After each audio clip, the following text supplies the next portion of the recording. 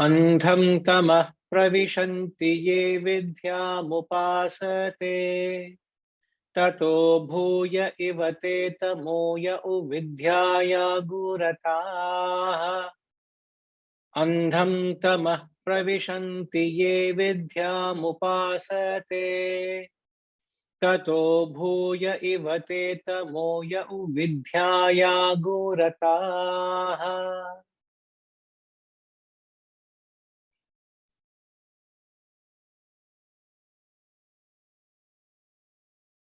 Those who worship avidya,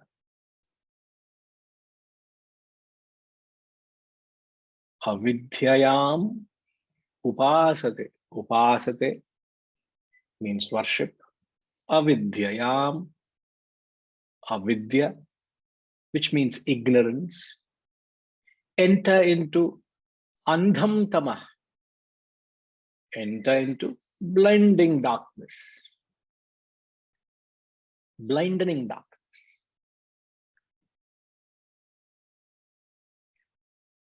But those who revel in vidya, is knowledge, enter as it were into even greater darkness than that. Then that refers to the darkness you enter because of reveling in avidya, the ignorance. You revel in ignorance, you enter into blinding darkness. You revel in vidya, you enter as it were. Mark the words as it were. Iva, the Sanskrit word, tato bhuya ivate. Ivate, as it were, they enter as it were into greater darkness. Not literally, but you would end up getting into greater darkness. So this section of the text, mantras 9 to 14, as it's stated, gives the internal sadhana action leading up to meditation. So this is the text, the portion of the text, and this mantra is a very, very important mantra, very unique. Please take a note. But unfortunately, the context or the content of this mantra is applicable to a very small percentage of people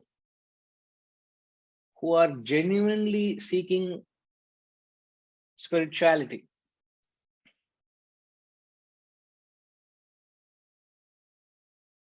Who are spiritual seekers, who want to grow, but they don't advance.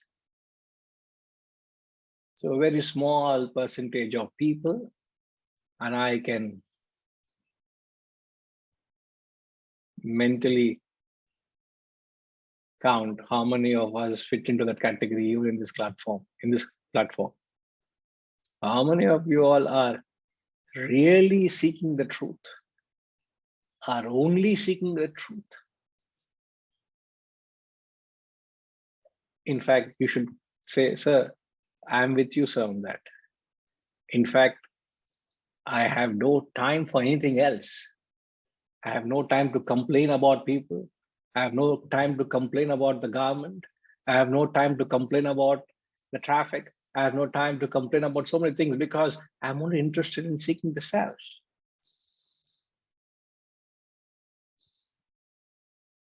So this verse is a caution to a spiritual seeker. Serious caution. For Malaysians, they will react favorably when we say avas. Avas means danger. So Indians also learn that word avas. I'm not saying Malaysians are avas. I'm saying in Malay, there is a term called avas. Don't mistake me. Amitama, I didn't mean that at all, that Malaysians are dangerous people. I didn't mean that at all. No, they can be dangerous, but usually it's not the case. You know, Shama? Correct? US. Correct? Hai? Yes, Guruji. We'll be dangerous when he needs to be. That's the problem. Very dangerous. So,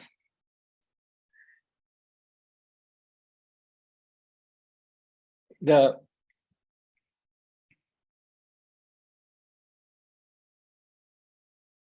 word upasate, as I've said, means worship. Now, when you worship something, as I've said, it consumes your entire personality. When you completely engrossed into that activity, upasate, worshipping, you are not interested in anything else. There's no other activity that you can engage with. In fact, one of the conditions my guru had put in, after the students finished their study in the ashram for 3 years, 4 years, whatever time you spend, and you want to go out, leave the ashram, there is no restrictions. You can go back to your life and do what you want. But those who chose to become ambassadors of this knowledge, they wanted to serve this cause, one condition: you should not do anything else but this. If you do anything else but this, you will not be my representative. Full stop. You can do 9 to 5 job, you can help your parents in your business, and you can't say, I will go and take satsangs in the evenings, but mornings I'll be doing this. There is no question of part-time activity. Then how about my bread and butter? Okay, go and take care of your bread and butter first. And then when you have got collected enough bread and butter, then come and propagate or become an ambassador. Be a committed teacher. So that was a condition. And those who, and I know what it is to put your own interest, your own personal interest aside and work for a cause. Doesn't matter whether you have a food in your plate, whether you have a roof over your head, whether you have your facilities, whether you have provided for yourself. That was never something which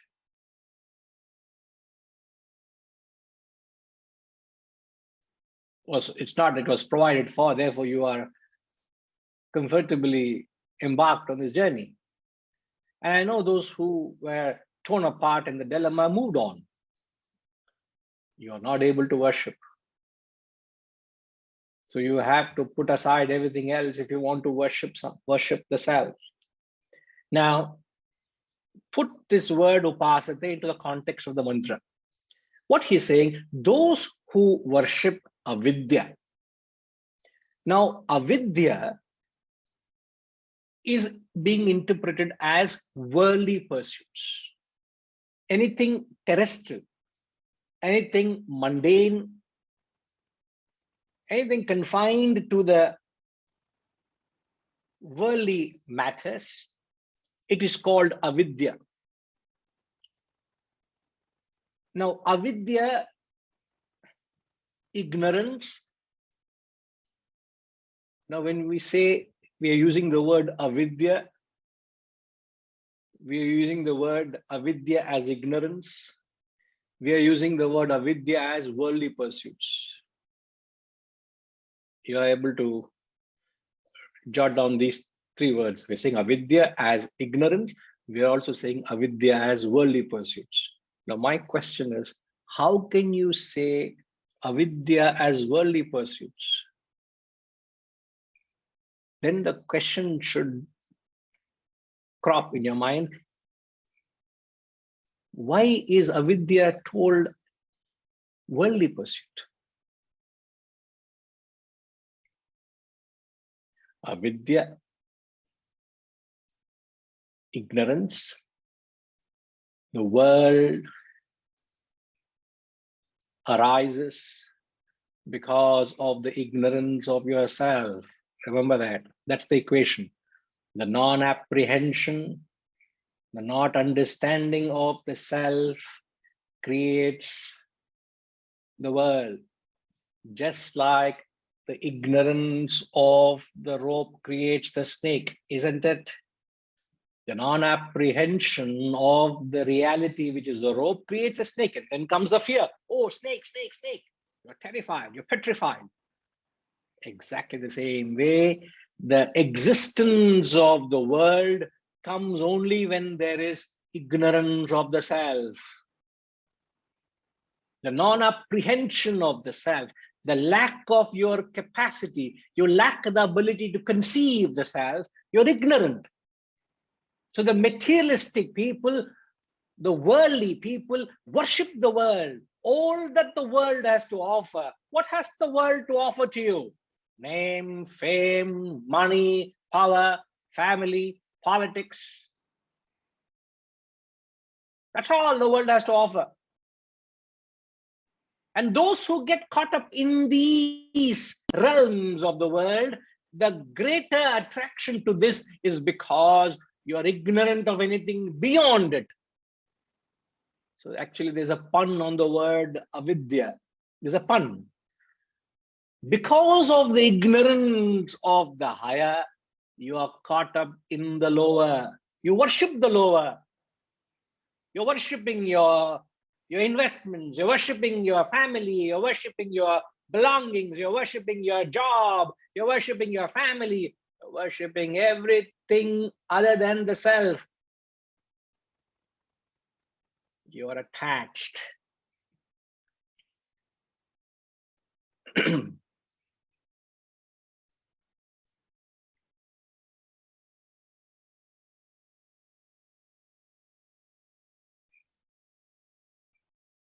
Any attachment is binding.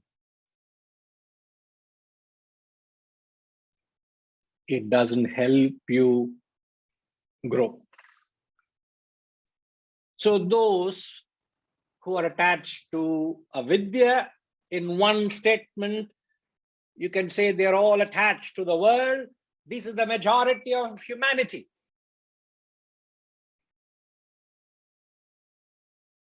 You have been a single all your life. Now you're getting married. What's the first thing you do? You get attached to your to-be life partner. That's it. All your life you've been single. Now you're getting a life partner. What do you do? Attached. Then what happens? You have a child. What happens thereafter? Attached to your child. You earn some money. Attached to your money.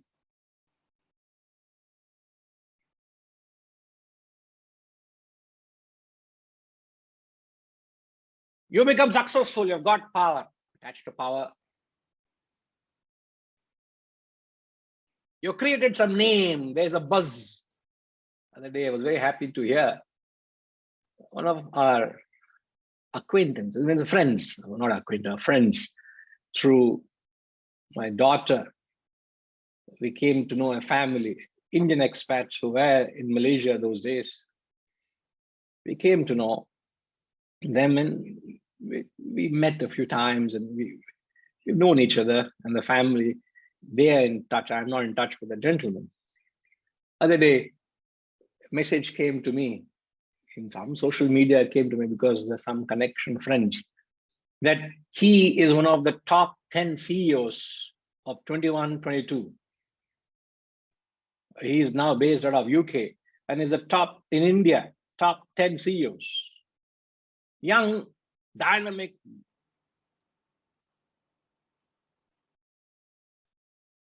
The question is he detached to that name and recognition that he has got?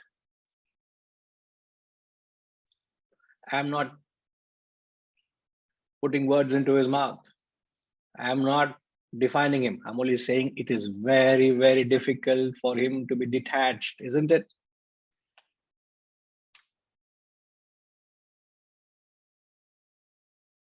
So every phase of life,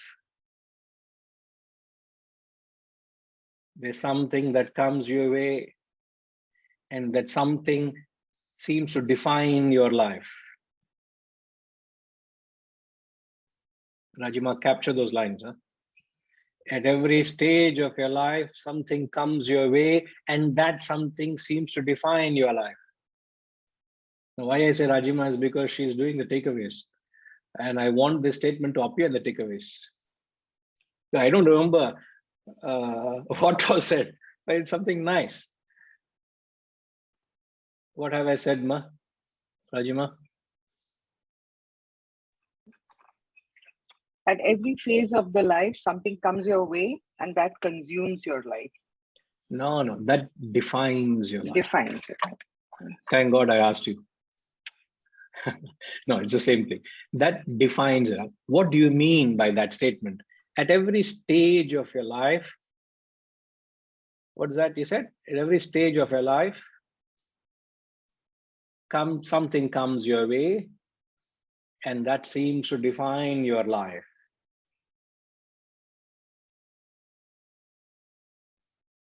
It could be a job, it could be name, it could be power, it could be money, it could be family, it could be a family member passing away, it could be a family member coming your way, it could be health, it could be disease, it could be a family bonding, it could be a family separation. At every stage, haven't you seen that? And that moment seems to be defining your life.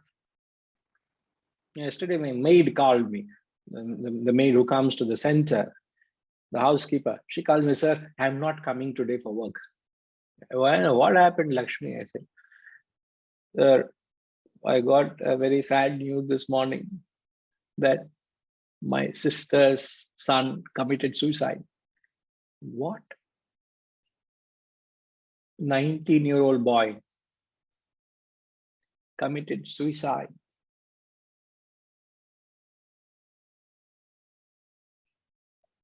And I think he's caught up in some love affair, and that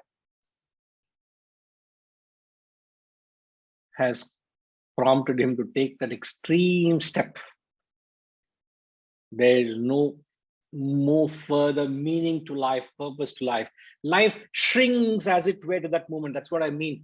There are many stages in your life that seem to define your life.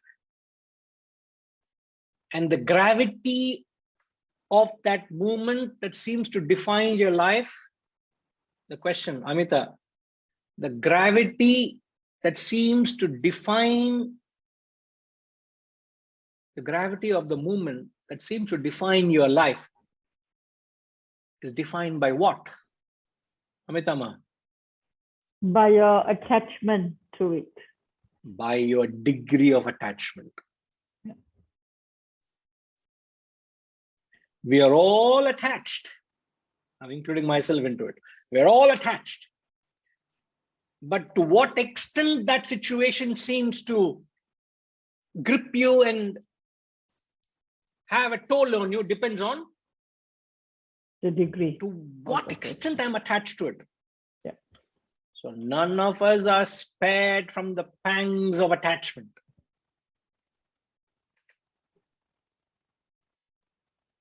It should hit hard as we learn this. It should hit really hard, because this is what you're subjected to day in and day out. Every experience.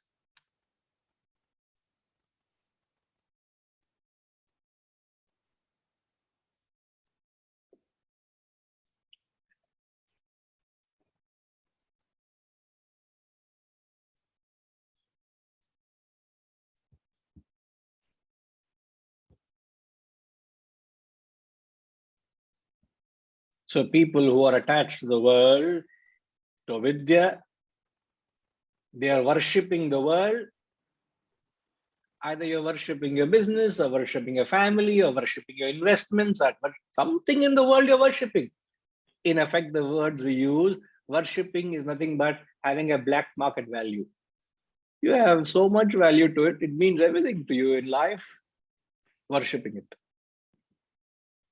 Constant thought. And that worshipping creates attachment. That attachment binds you. You don't grow, you don't evolve. Therefore, he says, those who are attached to the world are in darkness. You fellows are lost. You're groping in the darkness. It's the blind leading the blind. One fellow does that, other fellow is the leader, and everybody else follows, and it's just one after the other. The whole humanity is just one after the one leading the blind. So there is no enlightenment to these people because they're all caught up in this world. They're in this vicious cycle. You know, I can relate to people when they come and share certain experiences that they committed a mistake 15, 20 years ago. They're committing same mistake now. So they started at a point, they went on one big loop in their business, in their life. They come back to the same point where they started, and they're doing the same mistake what they did 20 years ago. It's a cycle. Huh? It's a vicious cycle. Goes on. You got caught up. You can't come out of it.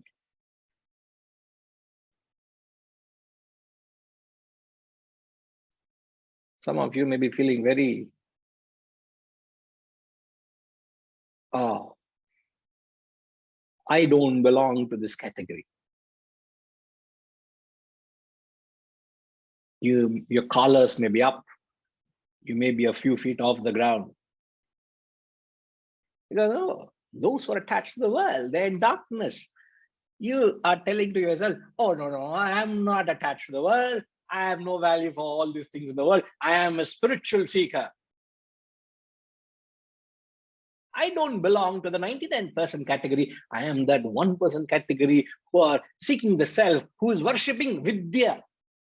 Now, to those people who think who are truly spiritual, it's a caution to you. If you are truly spiritual, you understand the futility of the world and you're truly detached to all that the world has to offer, you have no value for the world, but then you have developed a value, a real value, so that you are really worshipping the self.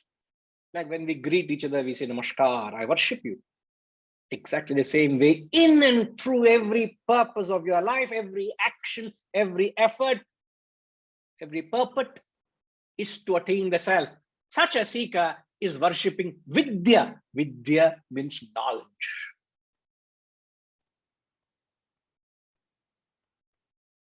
And then he qualifies and says, those who are worshipping Vidya are in greater darkness. Bhuya. Tato bhuya ivate tamoya uvidhyaya gurataha. Bhuya means greater. Greater tamaha. Greater darkness. Tamaha. Bhuyaha. If you are attached to the world, if you are attached to avidya, ignorance, you are in darkness. If you are attached to the spiritual world, you are in greater darkness.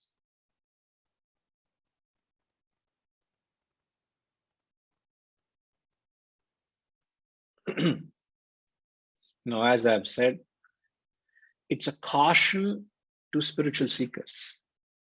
Those who are in the spiritual path, who are sincere spiritual seekers, could fall a trap.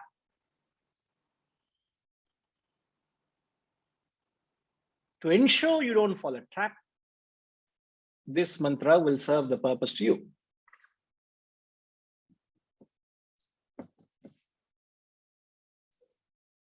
Looks like Ramji has a question. He's pondering to ask, or should I ask after 2 weeks? Namaste, Guruji. Namaskar, sir. Yeah, I was remembering your advice last week that wait for 2 weeks. But Have I got it exactly right that you had a question in mind? you can read minds. You can read minds. If I can read what is written in front of me, I'll be thankful, sir. I forget reading minds. Yes, sir. No, I just thought that there's something you're pondering. Yes, please. I was just thinking that is there a stage between avidya and vidya? That means you are not worshipping ignorance, but at the same time you are not yet. So what this basically means is attachment. You are attached to either avidya or vidya. Okay, so that is both are bad. Okay, I think that's what the gist I am trying to understand from this. But after you get detached with avidya, before you get attached to vidya, is there a transitionary phase in which you are still passing through and you are struggling to beside that path? I was just thinking that is there a stage, and many of us may be in that stage also. That's the phase everyone are, isn't it?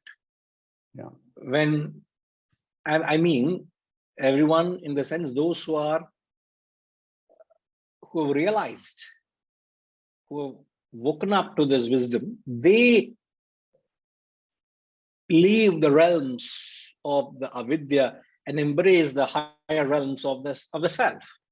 Yeah. So you're, as it were, you're in no man's land. You're neither here nor there.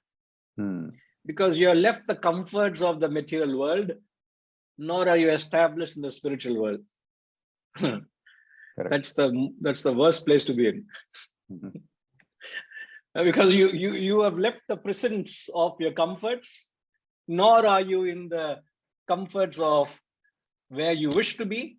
So you don't know, am I doing the right thing? And that's where, as you rightly clarified, or we discussed in the last class, I don't know which class was that, you said that you need enormous faith in this journey, to which we said the faith kickstarts the process. It kickstarts. Yes, faith is the beginning of the journey, and then Dhriti and Shraddha takes it forward. Isn't it? Right. So, in fact, in the Gita, Hariji, I don't know which chapter, I think it's a third chapter, if it comes, third or fourth chapter, there is a reference to, he says, like a rent cloud. You know the rent cloud? Rent cloud is like a puff of cloud which separates from the parent cloud, let's say, and that rent cloud, because it is just separated from the main cloud, it just disappears, because that the vapor is not so thick and dense to hold on to itself, isn't it? So he says a spiritual seeker who is not established in wisdom, but understands the futility of worldly pursuits, is like a rent cloud, he says. You're neither here nor there. You're in no man's land. That's where you got to be very careful, Maybe that's where you need a good guru to. Correct, sir. We all need to go out in search, sir. No, you are there for us. I am just saying that the guru's role may be very important at that stage. It is. The fact that we have the guru in form of the text advising us of the possible impending danger. If not for this mantra, we would be lost, to be frank. That spiritual seekers, all percent of spiritual seekers are stuck, if not for this mantra. So the question is, what percentage of spiritual seekers are aware of this pitfall and not falling a prey to it? That is 0.1% of that 1%. So hardly anybody is reaching the goal, because they all get into this pitfall, which is they are all developing an attachment to the spiritual world, which is what is cautioning. You are rightly asking, sir, is there between the zones of avidya and vidya? Yes, there is a transition period. That is fair enough. In every walk of life, there's a transition, isn't it, sir? There's a transition between knowledge and wisdom.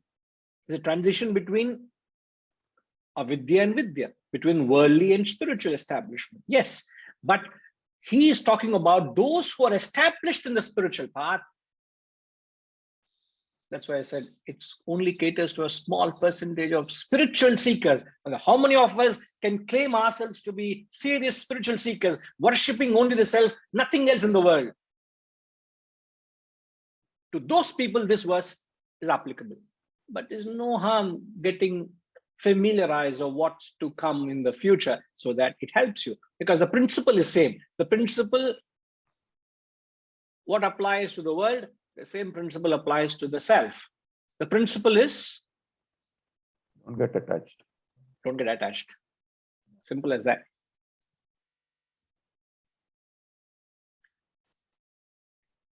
So does that answer your question, sir? Yes, sir. Yes. Hmm. Thank you. So there is that transition period. So in fact, in that no man's land, one has to have enormous faith and shraddha. And this element is beautifully brought out in the Plato's metaphor. Plato talks of a metaphor.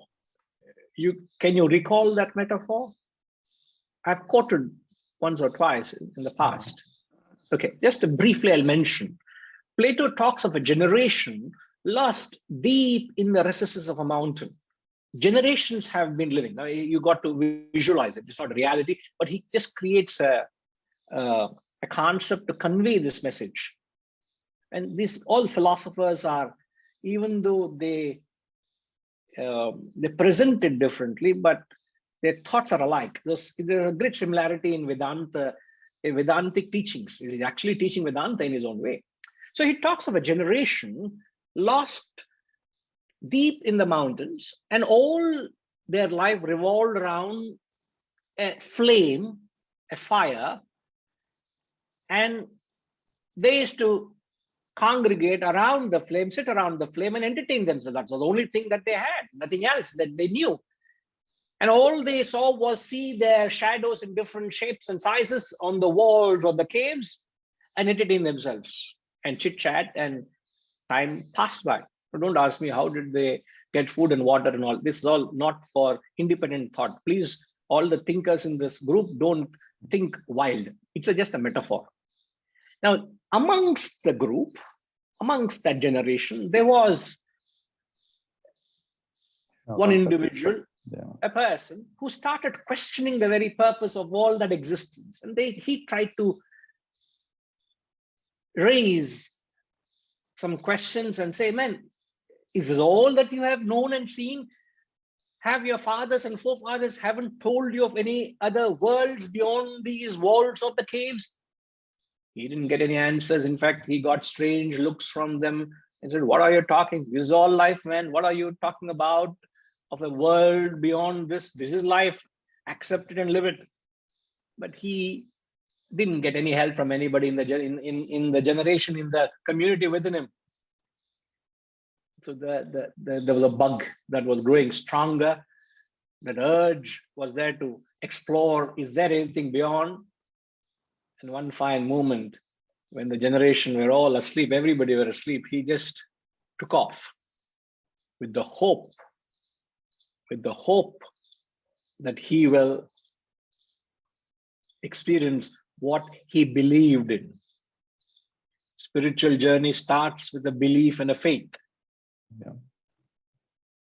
So he left the comforts of the cave, comforts of the generation, and plunged into the unknown, what lies beyond the few corners where the light of that flame helped him. It guided him. But soon thereafter, he was plunged in darkness. He didn't know where he was going. He was not unnerved. He continued to march forward, not knowing what he is doing, where he is going. He just kept marching. And he didn't even know if he realized I should go back, he would not even know, he would take a step back, he would go back to the generation. Because there's no path, there's no beaten path. He just went where he just felt in the darkness and just kept marching. I don't know how long he marched. Plato talks of it in that poetic way. And suddenly he says he saw at a distance like a dazzle, a brilliance, like a diamond sparkling. And that's the point. He got a point of direction. Till then, there was no direction. He was directionless, but he was still, his effort was on. He got that point of direction, and that was the mouth of the cave. The sunlight from the depths of the cave, that sunlight hitting the mouth of the cave was sparkling like a diamond. He went towards it, and when he came out, oh my God, that is symbolically Nataraja or Lord Shiva doing Tandava in ecstasy. It is the ecstasy of enlightenment, ecstasy of realization. So he, for the first time, sees the sun, the moon, the stars, the flora, the fauna, the water, birds, beasts. My God, he was beyond words. He reveled in it. He enjoyed it.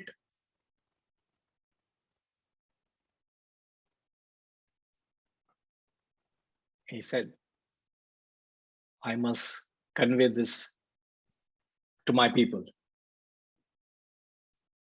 And he goes back into the cave again with the hope that he can meet the generation, with the hope he can convey his experience to them.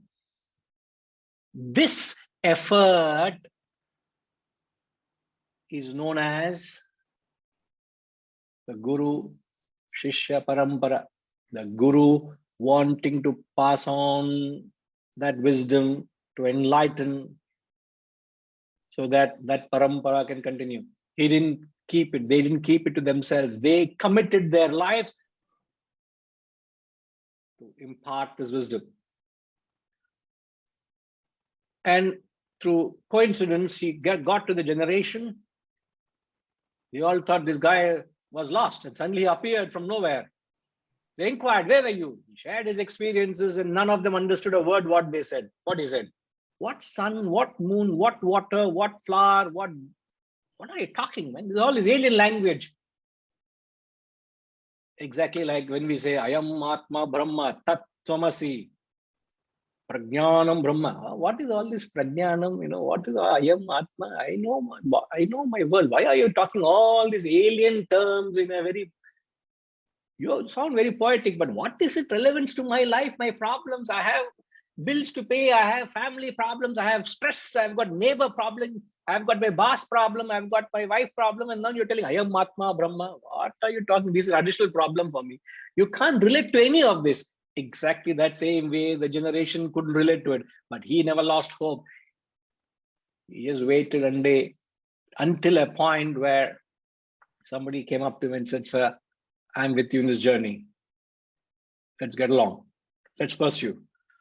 Then both left again with hope that they'll find. He brings it now. Now it's no more. It was only hope for that person, but this man inwardly knew that experience. And they come out. That fellow again also was same ecstasy, seeing all that. Then this fellow, the first fellow who came out, gives a pat on the second fellow and says, now it's your turn to go back. I've done my job. And he pushes that fellow into the cave. This parampara has preserved this wisdom for you and me, sir. Now, in the metaphor, don't forget why I know it's good to listen to stories. I know that. But in the metaphor, what is the comparison of being in no man's land? You are neither in the comfort of the cave, nor have you experienced the flora and the fauna. You are in the realm of darkness, but he never lost hope or faith in the belief that there has to be more to life. Life is not all what is of acquiring and enjoying, eating and sleeping and mating. This is not all life is, man.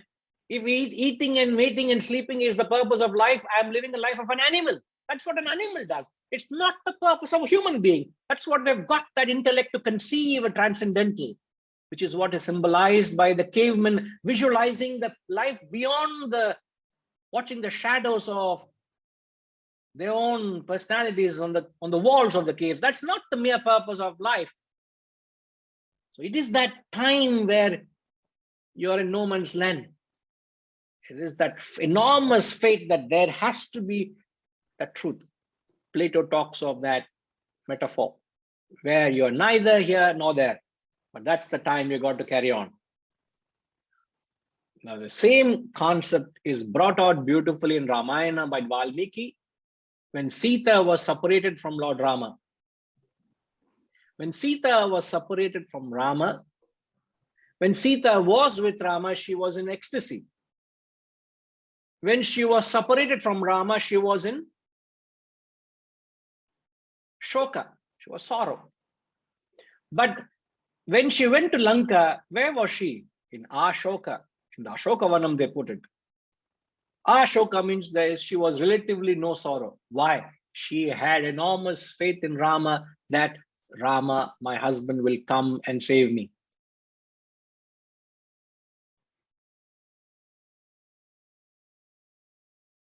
Amitama, you know, how did she get that assurance that her husband is coming? She had faith that her husband will come. Question is, how did that assurance come to Sitama? The deer, was it? Wait, you're rewinded the Far story. away. You're rewinding the story. You're rewinding the before what I started. Okay. I started the story at some place. You started before that. Now going forward.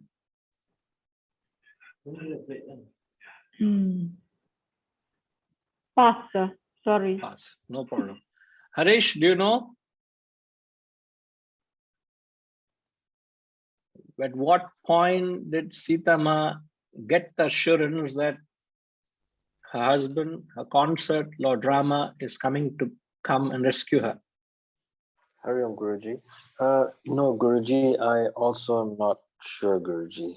Not sure. Okay. US?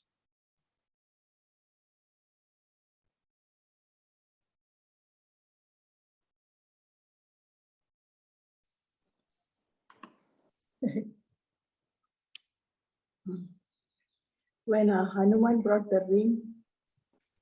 Absolutely right. When Lord Hanumanji bought the ring which Rama had given when the team went out in different directions, and Rama knew, he didn't give to anybody. He knew Hanuman would be that person who would get to that.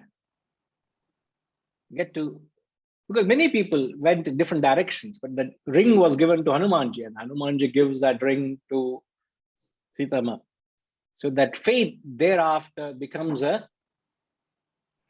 assured that you are in the right path. So there is that time you will get in that when you continue the journey, a time will come in your journey that assurance will come, like the diamond sparkle of the cave of the mouth, or the ring by Hanumanji, a bird will come and chirp, or some kind of assurance will come.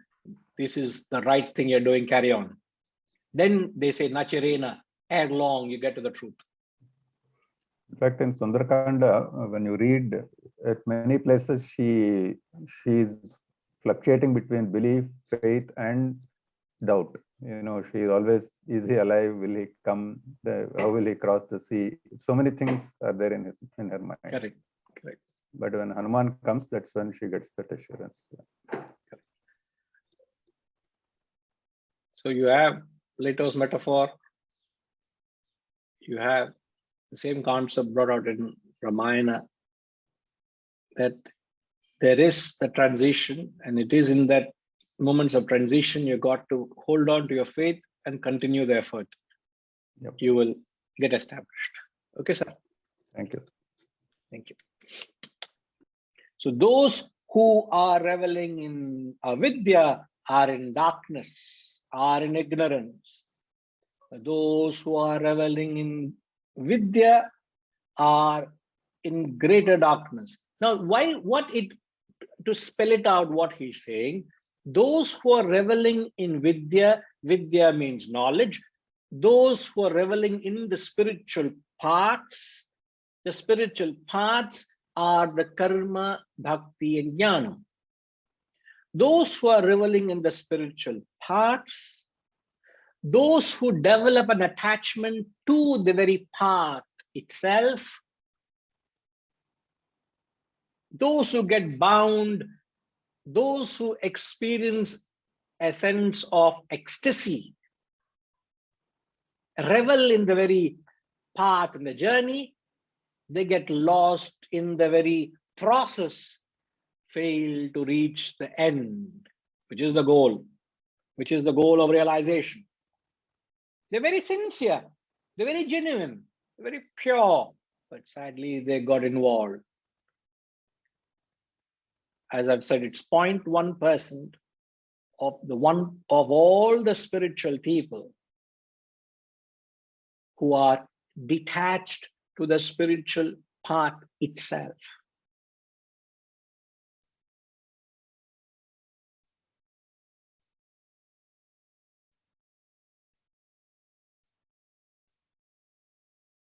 Now, a fundamental question, I suppose you should have the answer.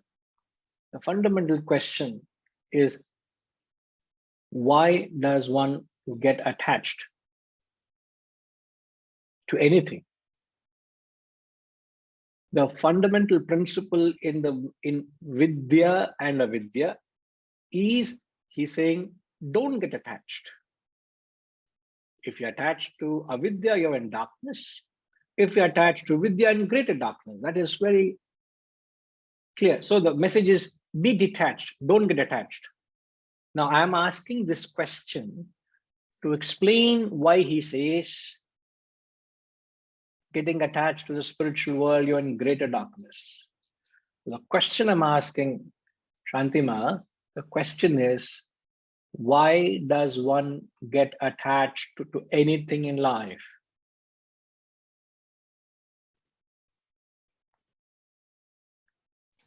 Hari Om Guruji. Hari Om. Because he's giving a more value to it.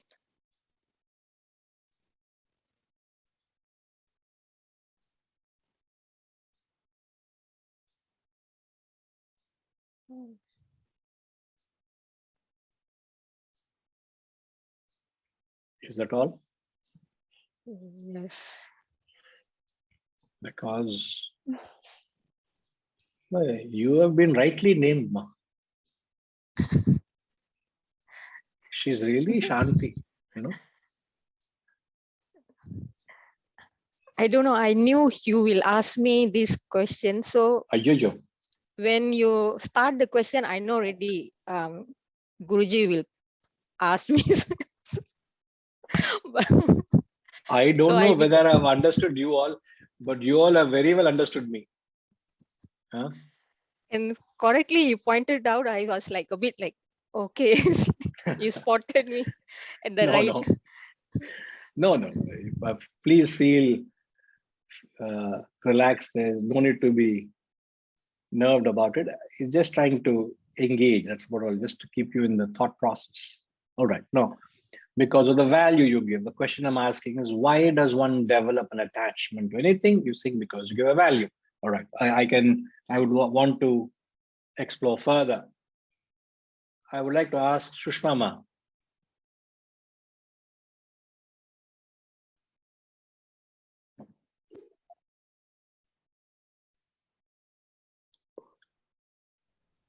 Hello, Guru. Yes, Ma, we can hear you. Again, I also feel the same thing. You give value to it, and also because you really believe that that is the path which will take you there. So if you're getting away from the worldly, there are only two paths. One is worldly and one is spiritual. Now you've got away from the worldly and you're following the spiritual. But for self-realization, you have to even go beyond that. Correct. As they say, you have to even cross sattva also. Correct. You're So- absolutely right in your thinking. But if I may just come back to the question I'm asking, whether you develop an attachment to the world or you develop an attachment to the spiritual path, the question is, why does one get attached to anything? Doesn't matter worldly or spiritual. Why does one get attached? Because that gives you happiness. All Now, right. now worldly things, if worldly things are not giving me happiness anymore, my mind has shifted from there and I'm finding more peace, joy, happiness, following the spiritual path, getting and following the spiritual path is also, I'm getting detached from the other things in life. So, and we are all, what are we all looking for in life? Peace and happiness. Correct. And if I'm finding peace and happiness in this, then naturally I'll want to only follow this.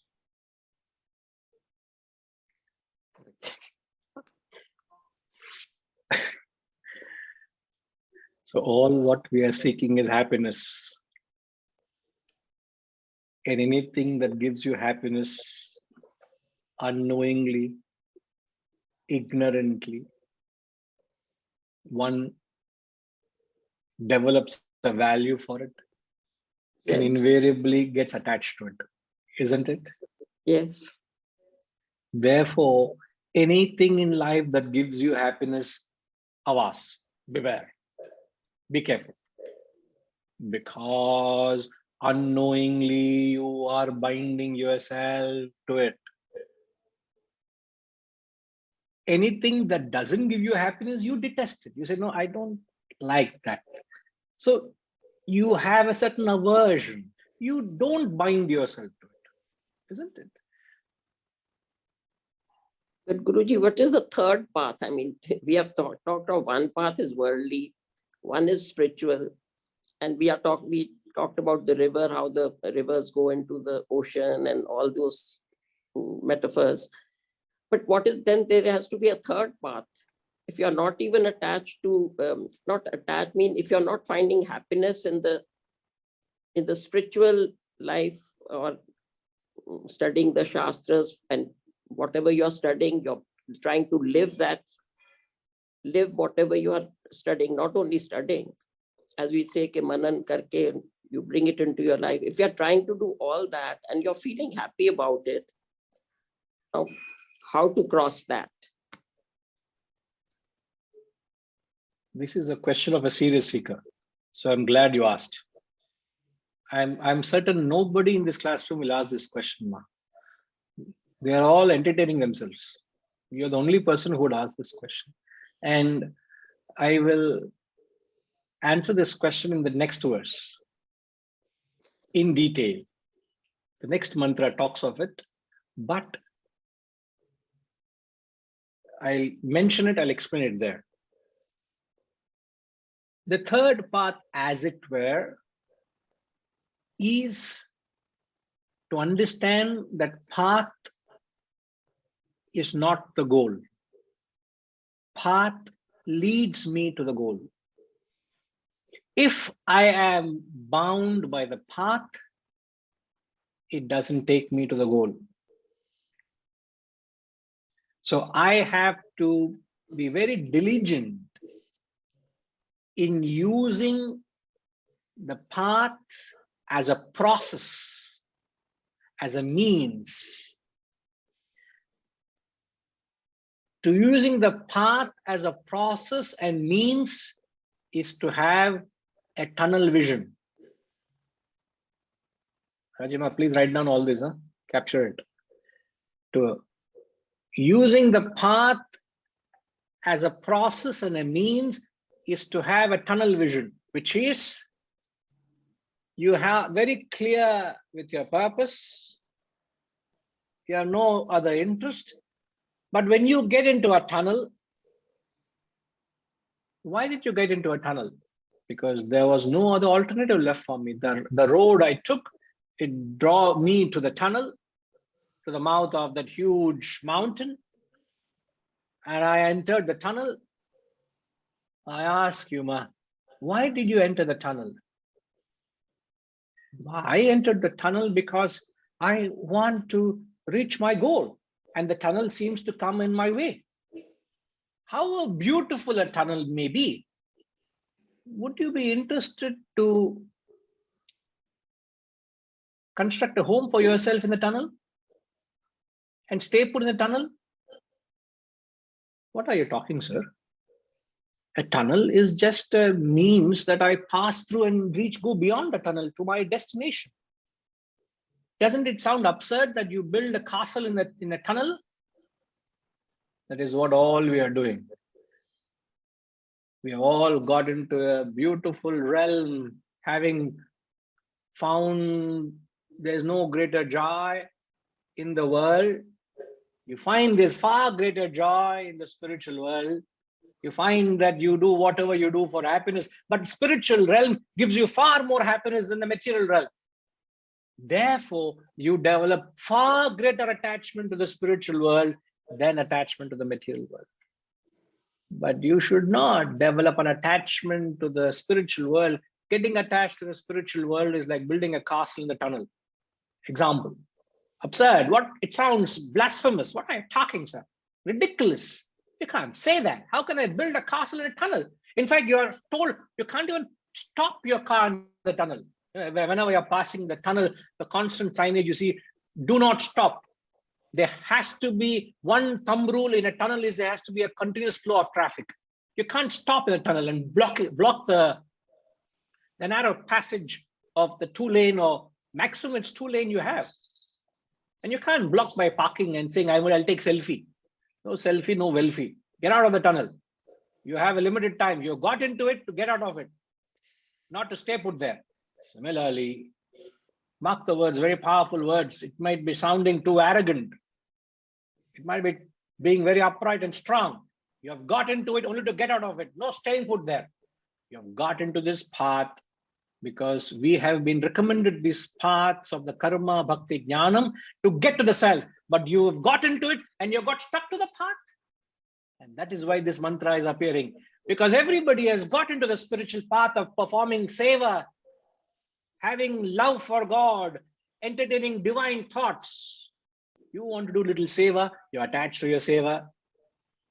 You want to have love for God in bhakti, you're attached to bhakti.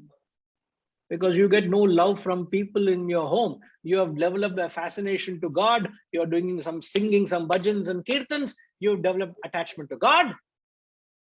You entertain. How many times will you read a newspaper? Boring. Suddenly you start reading the Gita. It makes so much sense. It's entertaining. Wow, so beautiful, very nice. You get attached to these ideas. Your purpose is to use them to reach the goal, not engage in them and get confined to them.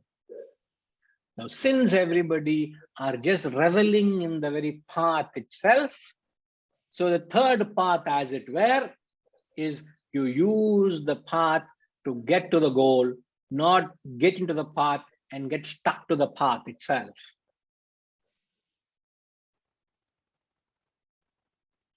So to have that spirit of detachment to the very path itself, I am into it because this is going to take me to the goal, not holding on to it as if it is everything in life. Because those people who have found no joy in the world, you and I know, theoretically at least, all of us know.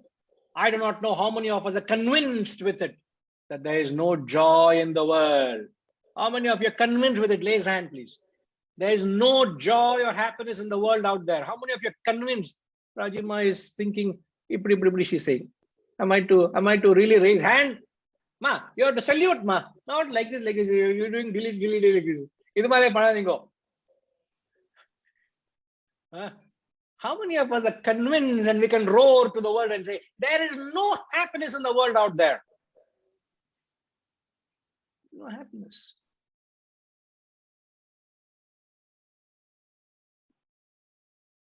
I don't know how many of us are really convinced when we say that also. How can you say there's no happiness in being with my grandchild? How can you say there's no happiness in getting into my new home? How can you say there's no happiness in seeing my child getting married? How can you say there's no happiness in blah, blah, blah? You think that's life? Happiness is in that. How can you say there's no happiness? First, you realize that. Realize that the world is avidya. World is darkness. World is ignorance. How can you find happiness in avidya? That is your avidya. There is no happiness in the world. Those who come out of avidya, they taste greater happiness. The joy of the spiritual world is real, substantial happiness than worldly happiness. I'll expand further. You know, there is a concept. Everybody who have, you know, how do you know that you're really wealthy? All of you have been very successful in your own rights, and I'm not to be judge of that. But the real wealthy people, the real wealthy people in the world, Reddy Garu, you know, what do they do with their wealth?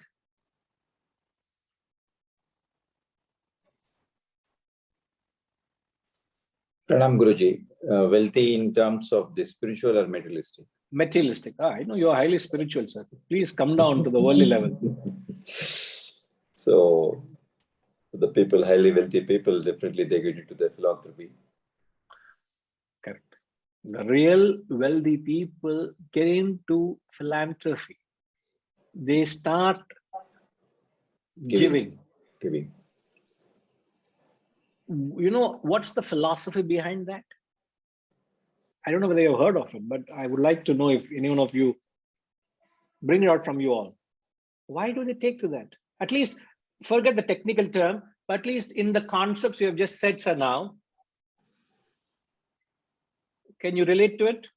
Yes, Guruji. I in my understanding that they reached a saturation life in the life of achievements, attachments, desires. They overcome, they fulfilled it. There's nothing left for them. Correct. How many more cars you will buy? How many more villas you will buy? How many more watches you will buy? You know how many? What? Oh, there comes to a point of nothing inspires for them. Nothing can. It becomes a saturation. And the technical word, please search this. I hope it's there in the Google. And the technical term for this is known as wealth fatigue syndrome. Okay. Science has brought it out, this concept. The real wealthy people go through what is known as wealth fatigue syndrome.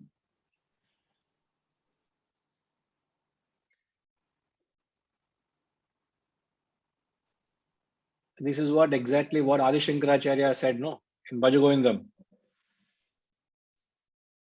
Rajima, what is that verse? Guruji, is it Artham Anartham? Not Artham Anartham. What's the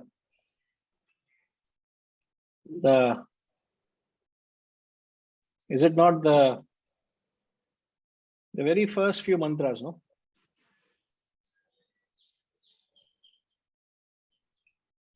Mudha jahi dhanagama trishna kuru sat buddhin manasi vitrishna yallabhase nija karmopatham vittam tena vinodaya chetam.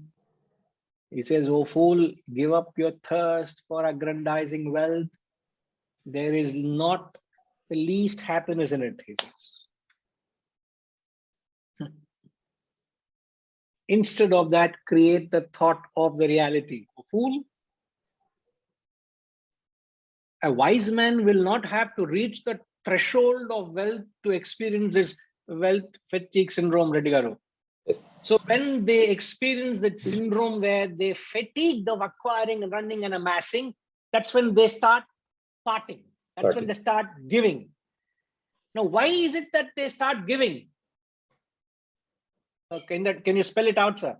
Why is it that they start giving? They realized in the journey that there is no efforts are futile. Okay, no. Can you answer why did they spend all their life acquiring? Because the desires and attachments, which is all through that, the life. I would rather say why they spend all their time acquiring, because they found joy in it. Yeah. As Sushma said, everybody is acquiring for happiness. Whatever you do is do for happiness. You got happiness in creating an empire, in creating an industry, to create a name, to find success. You found joy in it. Fair enough. But very soon you come to a plateau and there's no more joy in it. And now they find far greater joy in Giving. He has the choice to keep with him, but he chooses to give. Give. It only proves giving gives far greater joy than keeping and hoarding. Right. Yes, Guruji. Now, there are people who may argue with it and say, I don't believe you. You believe me or not, you have not grown to the point to experience that giving is far greater happiness than keeping. Yes. There's far, far greater joy in giving than keeping. Give arguments. Question for next class, please. There's far, far greater joy in giving than keeping and aggrandizing. Explain. Give reasons. You may experience it. Some of you may understand to what I'm saying, but what is the rationale behind it? Let's make it a rational process to convince ourselves for those who have not experienced it, or those who want to raise the bar of giving. Isn't it, sir? So since there's a greater joy, it's a fact. It's not being question is not for consideration. There's no debate in the question. You got to give the answer. There's a far, far greater joy in giving than hoarding and aggrandizing. Since there's a greater joy in giving, there's a greater chance of attachment. Therefore, it is blinding darkness than ordinary darkness. Oh. That is a philosophy, sir. In fact, You I get was that? just turning my mind, Guruji. Avidya is a darkness, is vidya also greater darkness. Where is the lightness comes through? Sir, I have managed to keep that particular word till the last minute of the class. I didn't spell it out. And that, if it opens up, it is a revelation. The fact that it is a greater attachment because it's a greater joy. Since it's a greater joy, if you have been attached all the time to ordinary happiness, is it not possible that you will be attached to greater happiness? Yes, very much. Sir, I have only heard and noted in some movies here and there, you keep hearing, I'm just remembering the dialogue. You know, a fellow who drinks ordinary liquor, he gets a kick. But when somebody comes from abroad and says imported liquor, if this is first heaven, that is seventh heaven, it is Amrutam. I know not of that Amrutam, but I'm only quoting the film dialogues. So if I can't say that example also in the class. Rajima, don't capture that. Please strike off that example. What should not be captured, you're capturing. Busy writing. Don't write that example. So I will come back with an appropriate example between worldly happiness and spiritual happiness. So it's like driving in a Maruti 800 vis-a-vis driving in a Rolls Royce. To give just a worldly example, to have a toffee, you can buy a 1 rupee, 2 rupee toffee which will be there half an hour in your mouth. Until you bite it, will be there. You got some joy also. We all had those peppermints, We had that little joy. And also you get a Ferraro Rocher. You put a Ferraro, you unveil that little wrapper and you put it in the mouth before you realize it melts. That is a chocolate. What is it? What is it? What is the difference between a peppermint and a Ferrero Rocher? That kind. So you will obviously get carried away because the joy in the spiritual world is a million times greater than the joy in the mundane world. Remember that. It's a million times greater. Since it's a million times greater, the joy is greater. The chances of you getting attached are greater. Therefore, he says it's greater darkness. That's all. So be far more careful than you are in your worldly transactions, because it demands far more alertness. It's like you're driving at 30 speed and you're driving at 150 speed. The chance of accident at 150 is far, far greater than having accident at 30, isn't it? Yes. You need far greater control at that speed than at 20, 30. It's okay. You still need control, but the level of control is far more at higher speeds. That is all that is saying. But the bottom line of the verse, the mantra, the two words you got to remember is upasate and rataha. Upasate means worship. Rataha means rebels.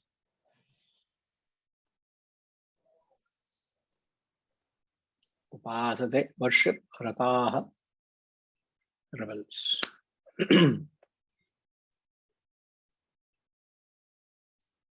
I'm not content with the verse. We will still milk the verse next week. We'll come back to it. Before we conclude, Hariji.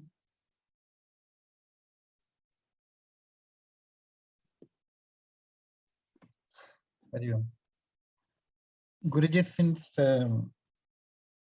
since the Rishi says, the Guru says that he who revels in avidya, he is in darkness, blinding darkness, and he who revels in vidya, he is in greater darkness. So if I say that the probability of a person who is reveling in avidya to reach the self-realization, the probability is more for him because he is in less darkness. The man who is attached, he is in a higher, for him the difficulty to get detached is much more than the person who is reveling in avidya. His attachment, he is able to come out of this attachment one day or other, because sometime or other it will be proved that he will not get the real happiness out of the worldly achievement. Whereas in case of a person who is reveling in vidya, for him, I don't know the whole, when he will be able to realize that that is not the end, because he is so madly, the same thing the Rishi says, Netam edidam upasate, in Kenopanishad. Okay. I don't know whether. Can I? If you can highlight and then. Can I request you to ponder on the question? Yeah, I will. Please. The question I shall repeat in brief so that everybody gets it. Yeah. The question you're asking is it not safer to be attached to the world than getting attached to the spiritual world? In essence, is that what you're asking? Because it's easier for a person to get out of the attachment to the world than attachment to the spiritual world. Because No. as the text says, this is blinding darkness, that's ordinary darkness. Am I right in understanding the question? Not exactly like that. I'm not telling that you get attached to this, but man who is already attached to the world and the man who is already attached to Vidya, probability of the person to come out of the attachment for who is reveling in avidya is higher compared to the man who is reveling in Vidya. It's already attached. I'm not telling that you get attached to the world. Our effort is not to get attached, neither to the Vidya nor to avidya.